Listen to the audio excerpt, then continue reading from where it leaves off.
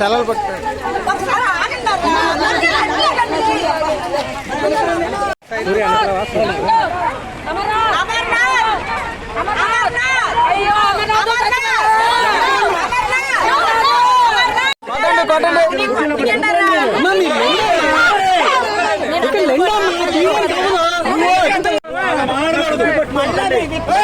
ముందుకెళ్ళిపోయింది.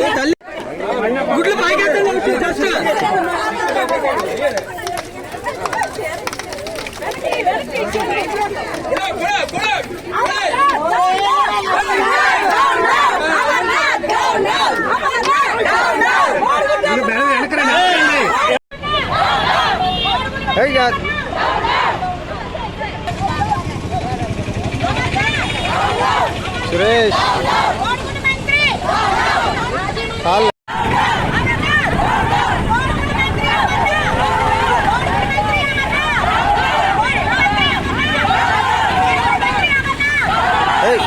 అందరికీ నమస్కారం అండి. ఈరోజు ఇక్కడ మా దేవాలయం లాంటి పార్టీ ఆఫీస్లో ఒక దుర్మార్గుడి గురించి మాట్లాడడానికి మాకు చాలా బాధాకరంగా ఉంది. ఎందుకంటే 2 ఏళ్ల పరిపాలనలోని ప్రభుత్వం ఏం చేసిందని చెప్పి మాట్లాడుకునే సందర్భాలు మేము అనుకున్నాం, కానీ ఒక చెత్తనా యాదవ్ గురించి ఈ రోజు ఇక్కడ మాట్లాడడానికి మాకైతే చాలా బాధాకరంగా ఉంది. ఏదైతే ఒక హోమ్ మినిస్టర్ గారు అనితా మేడం గారి గురించి గుడివాడ అమర్నాథ్ కోడిగుడ్డు మంత్రి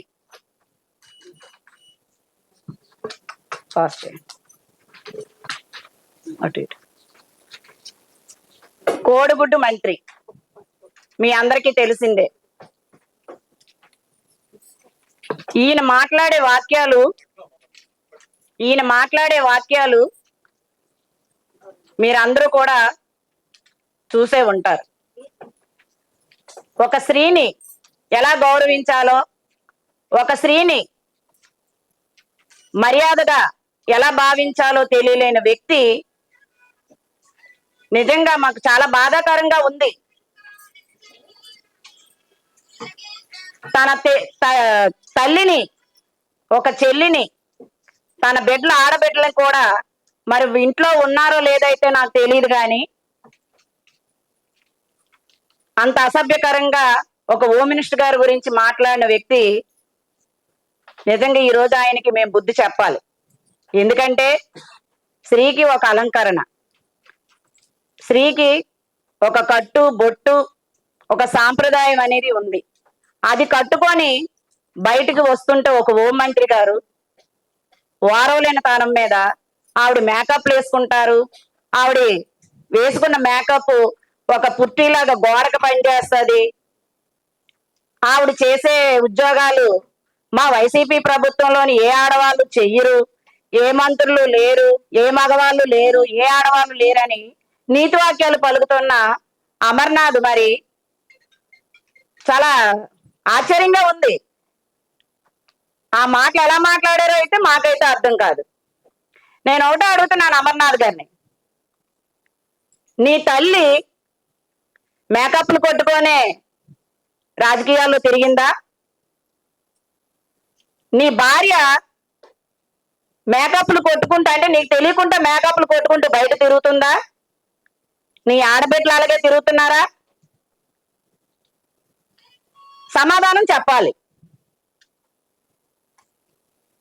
నీ తల్లికి కాంగ్రెస్ పార్టీ భిక్ష పెట్టకపోతే గౌరవనీయులైన ఎంఎస్ మూర్తి గారు చనిపోయి ఎక్కడున్నారో ఆయన దగ్గరుండి తీసుకెళ్లి టీడీపీలో మీ అమ్మకి సీట్ ఇచ్చి తెలుగుదేశం పార్టీలో తీసుకొచ్చింది, నీకు భిక్ష పెట్టింది. అలాగే నీకు కూడా వార్డు స్థాయిగా కార్పొరేటర్ గా కూడా నీకు సీట్ ఇవ్వకపోతే టీడీపీ భిక్ష పెట్టింది. మర్చిపోయావు అమర్నాథ్? ఈ రోజు నువ్వు రాజకీయ భిక్ష పెట్టింది టీడీపీ. అందులో నుంచి నువ్వు వచ్చి ఇప్పుడు నీతి వాక్యాలు మాట్లాడి పార్టీలు మారి నువ్వు నీతి వాక్యాలు మాట్లాడుతుంటే చాలా అసభ్యకరంగా ఉంది. నీ అమ్మ ఎలా తిరిగిందో ఎవరికి తెలుసు? అందరికీ తెలుసు. ఆవిడ కట్టు, ఆవిడ మేకప్లు, ఆవిడ తయారులు అన్నీ తెలుసు. మీ అమ్మ ఎలా తిరిగిందో. ఒక స్త్రీని అలా అగౌరవపరిచి మాట్లాడకూడదు. హోంమంత్రి గారు ఎక్కడైనా అలాగా కనిపించారా? హోంమంత్రి గారు ఎప్పుడైనా కట్టుబొట్టులో ఏదైనా తేడా ఉందా? ఆవిడ చేసే వృత్తిలో ఏదైనా తప్పు ఉందా? ఆవిడ ఎంత చక్కగా ఆవిడ సాంప్రదాయబద్ధంగా ఒళ్ళు ఎక్కడ కనబడకుండా ఆవిడ చీర కట్టుకొని చక్కగా తయారవుతూ గుళ్ళు పూజలు పునస్కారాలు చేసుకుంటూ, అలాగే ఎక్కడ ఏ ప్రమాదం వచ్చినా సరే ఆవిడ విత్ ఇన్ సెకండ్ లో అక్కడికి వెళ్ళి అన్ని చేసుకొని అక్కడ కార్యక్రమాలన్నీ చూసుకుంటుంటే మీరు ఇదా విమర్శించేది? డోర్ ఉంది కదా అని చెప్పేసి ఆయన ఇష్టం వచ్చినట్టు మాట్లాడకూడదు. ఏంటి బాబు ఇంకోటి ఏంటన్నావు? వైసీపీలోని మా ఆడవాళ్ళు అలా లేరా? ఒకసారి వెనక్కి తిరిగి, అంతేలే మన గొద్ద మార్చే ఎవరికి తెలియదట, వెనక్కి తిరిగి కనబడదు కదా. వైసీపీలోని ఎంత మేకప్ బేబీలు ఉన్నారో లేడీస్. మరి మా పార్టీలోనైతే అరగంట అమ్మాయిలు గంట మంత్రులు లేరు. అమర్నాథ్ మర్చిపోకు. మా పార్టీలో సాంప్రదాయ పార్టీ తెలుగుదేశం పార్టీ అంటే ఈ రోజుకి కూడా మీరు కుక్కల్లా వాగుతుంటే, ఏనుగెళ్తే కుక్కలు ఎన్నో వాగుతాయని మా బాబు గారు మిమ్మల్ని పోహాన్ని వదిలేశారు. మీరు చేసే రాక్షసుని పాలన మేము చేయలేదు. ఇప్పటికీ కూడా మీరు ఇన్ని వాగుతున్నా, ఇన్ని రోడ్డు ఎక్కి మాట్లాడినా సరే ప్రజలే గమనిస్తున్నారు, ప్రజలే చూస్తున్నారు, ప్రజలే మీకు బుద్ధి చెప్పి ఇంటికి పంపించారు. అయినా మీకు సిగ్గు లేకుండా ఈ రోజు రోడ్డు ఎక్కారు. అయినా సరే మిమ్మల్ని ఏమి కూడా అనుకుంటా ఎందుకు తెలిసా వదిలేశారు. అది మా తెలుగుదేశం పార్టీలో ఉన్న సంస్కారం, సభ్యత. ఎందుకంటే మీరు చేసే రాక్షస పాలన మేము చెయ్యకూడదు. ప్రజలే మళ్ళీ మీకు బుద్ధి చెప్తారు. ఇలా రోడ్డు ఎక్కి ప్రతి ఒక్క ప్రజలు ఇప్పుడు చాలా ఆనందంగా ఉన్నారు. ప్రతి ఒక్కరూ చెప్తున్నారు, మీకే నచ్చట్లేదు. ఇంకొక విషయం, పిల్లల కనమనం కోసం మాట్లాడుతున్నావు. నిన్నేం పిల్లల కనమనలేదు ఎప్పుడు? మరి నీకు ఆపరేషన్ అయిందో లేదో తెలియదు, కానీ రీఆపరేషన్ చేసుకుని ఇప్పుడే నిన్ను నీ పిల్లాన్ని కాపురం చేసి పిల్లలు కనమనలేదు బాబు. కొత్తగా పెళ్ళైన వాళ్ళని జనాభా సంఖ్య తగ్గుతుంది, జనాలు పెరగాలి, యువత లేదు రాష్ట్రంలో. యువత కోసం ఆలోచించి కొత్తగా పెళ్ళైన వాళ్ళు ఒకరితోటి ఇద్దరితోటి ఆగిపోతున్నారు కాబట్టి కనమన్నారు. ఏదో నిన్నేదో కనమన్నట్టు ఫీల్ అయిపోయి మాట్లాడుతున్నావు. నువ్వు వెంచి ఒక దావాస్ వెళ్ళావా? ఒక కంపెనీలు తీసుకొచ్చావా? లోకేష్ గారిని చూసి బుద్ధి తెచ్చుకో. నీకు చలి వణుకుతుంది, నీకు అది వణుకుతుంది అని చెప్పి నువ్వు ఇంట్లో దాంగున్నాడువి. నువ్వు ఒక మంత్రివి. ఇంకొక విషయం ఏంటి బాబు, బుల్లెట్ ప్రూఫ్ కారు నువ్వు వదిలేస్తే మేడం తిరుగుతుందా? నీ అమ్మకి ఎవరైనా గిఫ్ట్ ఇచ్చారేటి? నీ అమ్మకి ఎవరైనా గిఫ్ట్ ఇచ్చారా? నువ్వు వదిలేసిన కారు నీ అబ్బ జాగీరా, నీ అబ్బ జాగీరా. నువ్వు వదిలేసిన బుల్లెట్ ప్రూఫ్ కారు మేడం తిరుగుతుందంట. ప్రభుత్వం ఏ అధికారికి పదవి ఇచ్చిందంటే అధికారులు గౌరవించి ప్రభుత్వం ఇస్తుంది. ఏదో నీ అమ్మకి గిఫ్ట్ ఇచ్చిన కారు నీకు ఇదే ఇచ్చినట్టు, అదేదో నువ్వు వదిలేసినట్టు మాట్లాడుతున్నావు. సిగ్గులేని మాటలు ఇవన్నీ. మైక్ ఉంది కదా, నోరుంది కదా, ఇవన్నీ మాట్లాడడం కాదు. కొంచెం మాట్లాడావంటే నువ్వు ఒక మాజీ మంత్రివి. నువ్వు మంత్రి పదవి చేసావు కదా. మంత్రి పదవి చేసిన వాళ్ళు ఎలా ఉండాలి, ఎలా మాట్లాడాలి? అయినా మీ నాయకుడికే లేనప్పుడు మీకెక్కడ ఉంటదయ్యా బాబు? మాకు బుర్ర తప్ప మేము మాట్లాడాలి, కానీ నీ నాయకుడికే ఒక తల్లిని చెల్లిని గౌరవించలేనోడు వాడు. ఇంకా మీకెలా పార్టీకి తెలుస్తుంది? మీ కార్యకర్తలకు ఏం తెలుస్తుంది? మీ చుట్టూ ఉన్న నాయకులకి ఏం తెలుస్తుంది?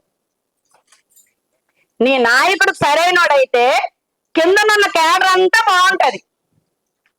నీ నాయకుడే సరిలేనోడు మీకెలా వస్తుంది చెప్పండి? ఆ క్రమశిక్షణ, పార్టీలో ఉండవలసిన ఒక ఎలా ఉండాలి, ఏం చేయాలని, అది మా తెలుగుదేశం పార్టీలోని నేర్చుకోవాలి. ఆడవాళ్ళు ఎలా ఉండాలి, పార్టీలో ఎలా నడవాలి, క్రమశిక్షణ ఏంటి అని అనేసి నేర్చుకోవాలి. ఆడవాళ్ళైనా మగవాళ్ళైనా. మైకులు ఉన్నాయి కదా అని పేటీఎం బ్యాచ్ ని కూర్చోబెట్టి ఇష్టం వచ్చినట్టు తిట్టించడం, ఇష్టం వచ్చినట్టు మాట్లాడడం మాకు అవి చేత కాదు. మీరెంత అరాచక పాలన చేసినా మేమెవ్వరమి కూడా పార్టీ మాకు అధిష్టానం ఇస్తేనే మేము చేస్తాం ఏ ప్రోగ్రాం అయినా. పిచ్చోళ్ళ రోడ్లెక్కి ఇష్టం వచ్చినట్టు తెలుగుదేశం భిక్ష తింటూ తెలుగుదేశం పార్టీలో ఉన్న కొంతమంది వెధవలు కూడా పార్టీ నుంచి వెళ్ళిపోయి పిచ్చి పిచ్చి వేషాలు వేస్తున్నారు. చూడలేని పాలన, 2 ఏళ్ల పాలన ఎవరికి నచ్చలేదయ్యా? జనాలకు నచ్చిందయ్యా పాలన.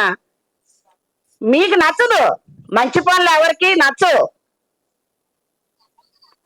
నోరు అదుపులో పెట్టుకొని గాని మాట్లాడకపోతే నీ ఇంటిలో దూరి తంతాం. ఇంకొకసారి గాని ఏ ఆడబిడ్డ ఊసైనా నువ్వు తెచ్చినా నువ్వు తక్షణమే మంత్రి గారికి, హోమ్ మినిస్టర్ మంత్రి గారు అనితా మేడం గారికి క్షమాపణ చెప్పాలి.